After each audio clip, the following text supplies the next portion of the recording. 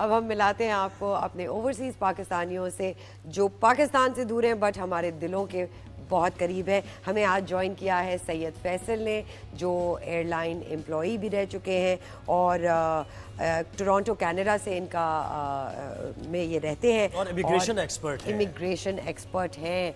I think immigration जो है वो कनाडा की इस वक्त बड़े टॉप नॉच पे चल रही है। फैसल भाई अस्सलाम वालेकुम, थैंक यू सो मच, आपने हमें वक्त दिया। सबसे पहले तो ये बताएं कि कितनी मिकदार में पाकिस्तानी हर साल, I mean you had a vast experience in immigration, बहुत सारे लोग जाते हैं कनाडा, कितनी मिकदार में पाकिस्तानी सालाना तकरीबन जाते होंगे कनाडा? जी अस्सलाम वालेकुम। वालेकुम सरवत और ज़ुहैब, कैसे हैं आप लोग? हम ठीक अल्हम्दुलिल्लाह। ठाक है। जहाँ तक पाकिस्तानियों का कनाडा आने तक का सवाल है, असल में पाकिस्तानी जो हैं, अगर ओवरऑल हम इमिग्रेशन के लिहाज से देखें तो पाकिस्तानी बड़ी कम तादाद में अभी कनाडा में आ रहे हैं। अच्छा। और इसकी खास वजह यह है कि ज़्यादातर जो पाकिस्तानी हैं हमारे, उनको सही तरह कोई गाइड नहीं कर पा रहा कि आपको किस तरह पे यहाँ इमिग्रेशन के लिए अप्लाई करना है। तो राइट। उसके लिए सबसे बेस्ट तरीका ये है कि आप बेसिकली तौर पे सारी चीज़ें इनकी इंटरनेट पे मौजूद हैं, वहाँ जाके आप चेक करें। आपको किसी भी, मोस्ट प्रोबेबली कुछ लोग ऐसे हैं जिनको लॉयर चाहिए होते हैं, जिनके लिए आपको ज़रूरत है कि लॉयर करें। लेकिन अगर आप, जैसे आपने, हमारे यहाँ ज़्यादातर लोग तालीम याफ्ता हैं, पढ़े लिखे लोग हैं, तो वो खुद भी अप्लाई कर सकते हैं। इंटरनेट पे सारी चीज़ें मौजूद हैं, आप उस देखें। और मैं नहीं समझता कि आपको लॉयर, मैं इस तरह नहीं कहना चाह रहा वरना लॉयर मेरे पीछे पड़ जाएंगे, लेकिन सारी डिटेल इन्होंने उस पर दी हुई है, तो अगर आप उसको फॉलो राइट। करेंगे तो मेरे ख्याल में आप बहुत आसानी से कनाडा तो आ ये सकते बताएं हैं। कनाडा में जॉब सिनेरियो क्या है, क्योंकि बहुत से लोग प्रेफर करते हैं कि वो यूरोप चले जाएं या फिर लंदन की तरफ ज़्यादा रुझान होता है। कनाडा ज़रा जाते हुए मैंने ये फीडबैक देखा है कि यार बहुत दूर है, अगर दूर पाकिस्तान है, वापस हाँ। भी आना है तो और ठंडा है, हाँ ठंडा ज़्यादा है, मौसम ज़रा हमें सख्त आदत है। नहीं है ठंड। तो इस बारे में बताइए। हाँ, अब आपका कहना ठीक है, बिल्कुल है। एक तो हमारा टाइम डिफरेंस भी है, अभी हमारे रात के 12:30 हो रहे हैं, आपके 9:30 हो रहे हैं, सुबह के 9 जी। घंटे का डिफरेंस है हमारे यहाँ। और जहाँ तक ठंडा का है कि 6 महीने यहाँ आपके जो होते हैं, आपको समझे कि आप ठंड में रहते हैं। बिल्कुल। ज़्यादातर आपको जो है ना ठंड लगती है, चिल आप रहते हैं, चिल। बारी है। और उसके साथ ये एक चीज़ है आपको, लेकिन यहाँ पर जो लोग रह रहे होते हैं वो उनके लिए मैनेजेबल है ये। अब देखें ना, अभी ये जैसे ऑस्ट्रेलिया हो गया, यूरोप की सिटीज़ हो गए, अभी वहाँ अगर आप जैसे ऑस्ट्रेलिया के देखें, वहाँ पर अभी गर्मी का सीज़न चल रहा है वहाँ पर। यहाँ हमारे यहाँ जो ठंडक स्टार्ट हो चुकी है। फैसल भाई, कनाडा में रहने वालों के लिए सबसे ज्यादा ये कहा जाता है, there is no such thing as bad weather, there is such a thing as bad dressing. ऐसे ही है? बिल्कुल ये सही कह रहे हैं आप, सही है। तो भी हो सकता है।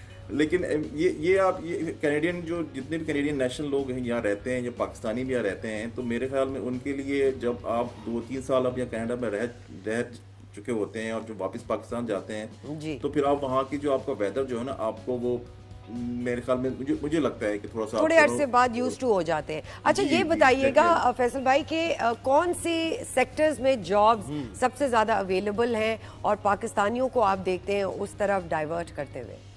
देखिए, यहाँ पर जो पाकिस्तानी, ज़्यादातर जो कनाडा में अगर देखें तो ज़्यादातर जो जिस सेक्टर में पाकिस्तानी को जॉब मिलती है, बल्कि पाकिस्तानी जॉब कर रहे हैं, वो है एजुकेशन सेक्टर है, मेडिकल सेक्टर है आपका, राइट। आईटी है, सॉफ्टवेयर है, ट्रांसपोर्टेशन में बहुत आगे हैं हमारे, ऑनलाइन जॉब है, और जो साइंटिफिक फील्ड जितनी भी है, क्योंकि हम ज़्यादातर पाकिस्तानी पढ़े लिखे लोग हैं यहाँ पर, हमारे जो आ रहे हैं यहाँ पर। बिल्कुल। और कुछ लोग ऐसे भी हैं जो कि किसी और ज़राए से भी पहुंच जाते हैं यहाँ पर, तो वो ज़्यादातर वो लेबर वर्क करते हैं या वेयर हाउस की जॉब्स करते हैं। बिल्कुल। ये आप कनाडा के लिहाज से देखें, कनाडा में जॉब अपॉर्चुनिटी बहुत है, लेकिन अगर आपके लिए ज़रूरी है कि आप फेयर तरीके से यहाँ आ जाएं, तो आपके लिए जॉब का बहुत कोई है। मसला नहीं। अच्छा, और कनाडा, अगर और ये बताएं पाकिस्तान के टायर्स के बारे में क्या आपके पास कोई नॉलेज है कि किस तरह बिजनेस टायर्स हमारे हैं, या फिर क्या सूरत हाल फॉरेन अफेयर्स की अगर हम बात करें, एम्बेसी के लेवल पे बात करें, तो उस पर क्या बताना चाहेंगे?